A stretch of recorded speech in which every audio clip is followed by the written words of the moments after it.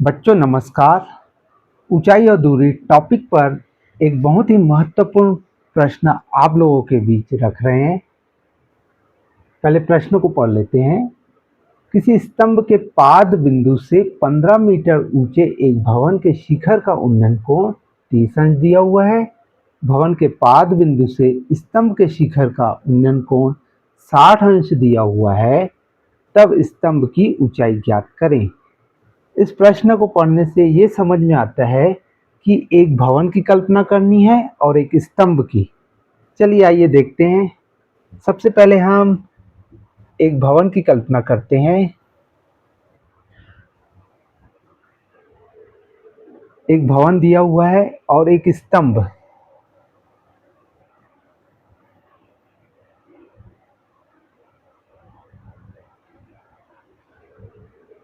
अब प्रश्न पे आते हैं। यहाँ पे देखते हैं कोण कैसे बन रहा है। ये एक भवन है और ये स्तंभ है। प्रश्न में ये दिख रहा है उन्नयन कोण दिया हुआ है 30 अंश। किसका उन्नयन कोण? एक भवन के शिखर का उन्नयन कोण। तो जब हम भवन इसे कह रहे हैं एबी को, तो यहां से जो उन्नयन कोण बनेगा वो 30 अंश का होगा।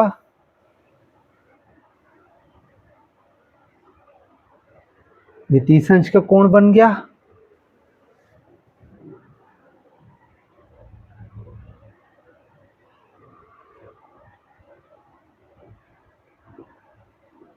नामकरण दे देते हैं। एबी एक भवन है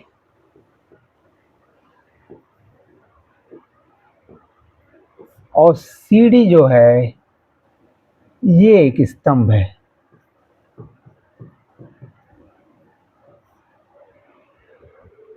अब यहां प्रश्न में देखते हैं 15 मीटर ऊंचे एक भवन, यानी ये जो हम भवन की कल्पना किए हैं वो 15 मीटर ऊंचा है। अब प्रश्न में जब हम देखते हैं कि स्तंभ के पाद बिंदु डी से भवन के शिखर का जो उन्नयन कोण बन रहा है 30 अंश है। वो आपको दिख रहा होगा यहाँ कोण 30 अंश। आगे प्रश्न में हम जा रहे हैं तो ये समझ में आता है कि स्तंभ के शिखर का जो उन्नयन कोण है कहाँ से? भवन के पाद बिंदु से। प्रश्न को आप ध्यान से पढ़ेंगे तो भवन का पाद बिंदु ये होगा बी। तो यहां से हम ज्ञात करेंगे, एक एंगल बनाएंगे 60 अंश का। ये भवन का पाद बिंदु बी। बी से हम सी को मिलाएंगे तो इस प्रकार से एक एंगल बन गया।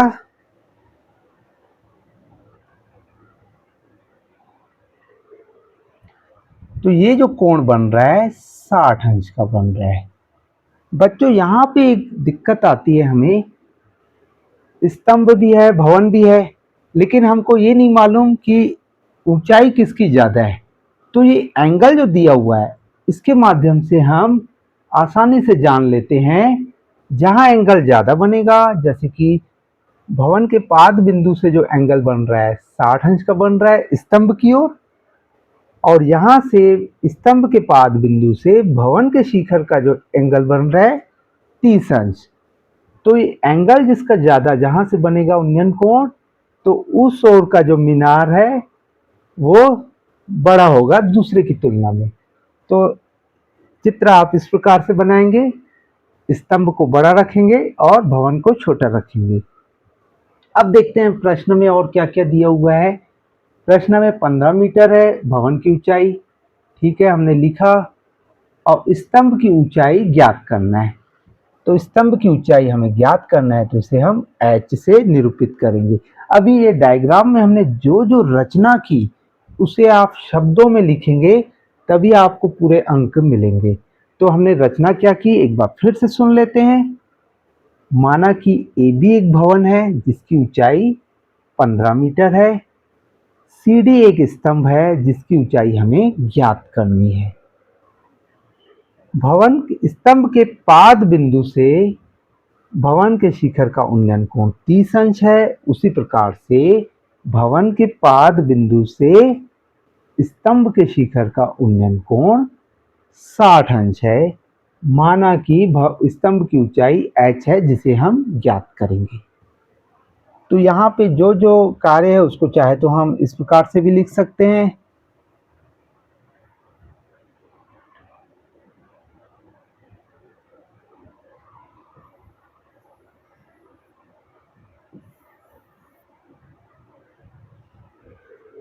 यहाँ पे हम देख रहे हैं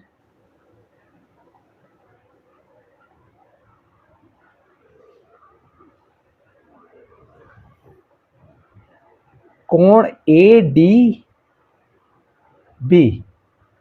कोण ADB बराबर 30 अंश, कोण CBD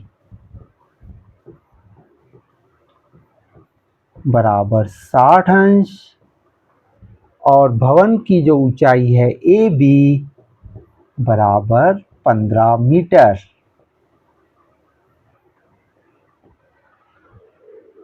अब हम ऊंचाई ज्ञात करेंगे स्तंभ की।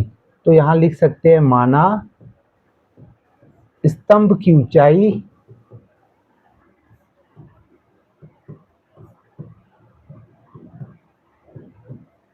h मीटर है।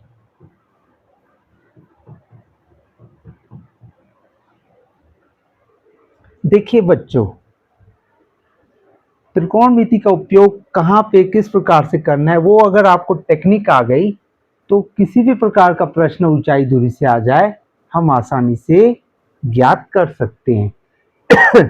यहाँ पे देखिए भवन की ऊंचाई दी हुई है तो लंब ज्ञात है हमें, आधार हमको ज्ञात नहीं है, कोण दिया हुआ है। तो हम जानते हैं गणित में अगर दो राशियां दी हुई हो तो तीसरी राशि को हम आसानी से ज्ञात कर सकते हैं। अब आप बोलेंगे सर ये BD का मान हम क्यों ज्ञात करें, इसकी जरूरत पड़ेगी क्योंकि जब हम ऊंचाई की ओर जाएंगे स्तंभ की ऊंचाई की ओर तो हमें एक राशि ये BD ज्ञात हो जाएगी और उसके द्वारा त्रिकोणमिति का उपयोग करते हुए हम आसानी से ऊंचाई ज्ञात कर लेंगे। तो आइए अब पहला उद्देश्य जो है हमारा BD को ज्ञात करना। तो इसके लिए हम देख रहे हैं एक समकोण त्रिभुज बन रहा है। समकोण त्रिभुज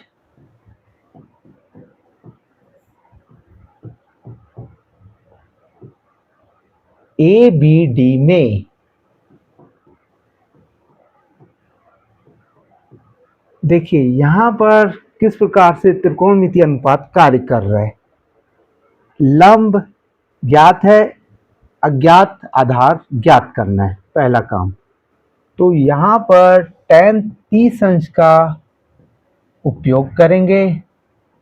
tan थीटा बराबर होता है लंब बटे आधार। तो लंब AB है और आधार BD है।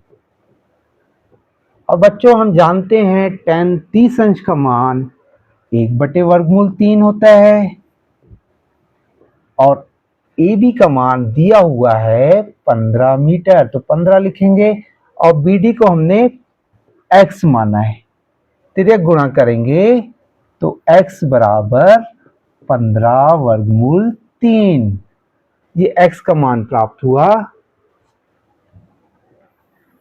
अब हम आगे देखते हैं, इस x का उपयोग अब हम h को कैलकुलेट करने में लगाएंगे।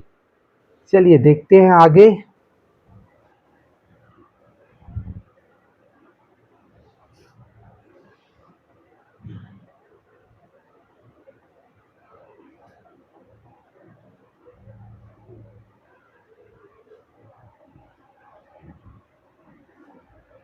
यहां पे देख रहे हैं हम एक और त्रिभुज बन रहा है, त्रिभुज BDC, त्रिभुज BDC जो कि समकोण त्रिभुज है। यहां पर भी हम tan थीटा का उपयोग करेंगे। 60 अंश का कोण बन रहा है, tan 60 या tan 60 अंश बराबर लंब CD और आधार BD। और बच्चों हम जानते हैं tan 60 का मान वर्गमूल 3 होता है और CD का मान हमने h रखा है जिसे हम ज्ञात करेंगे और BD का मान x और x का मान हम यहाँ प्राप्त कर चुके हैं। डायरेक्ट हम x का मान यहाँ लिख सकते हैं 15 वर्गमूल 3। अब हम आसानी से इसको हल कर सकते हैं तिर्यक गुणा करके। वर्गमूल 3 गुणित 15 वर्गमूल 3 बराबर h। वर्गमूल 3 और वर्गमूल 3 का जब हम गुणा करते हैं तो वर्गमूल 9 आता है और वर्गमूल 9 का मान 3 आता है, तो हम डायरेक्ट लिख सकते हैं 15 गुणित 3 बराबर h। 45 मीटर बराबर h। उत्तर में हम जरूर लिखेंगे जो प्रश्न दिया हुआ है कि स्तंभ की ऊंचाई 15 मीटर होगी।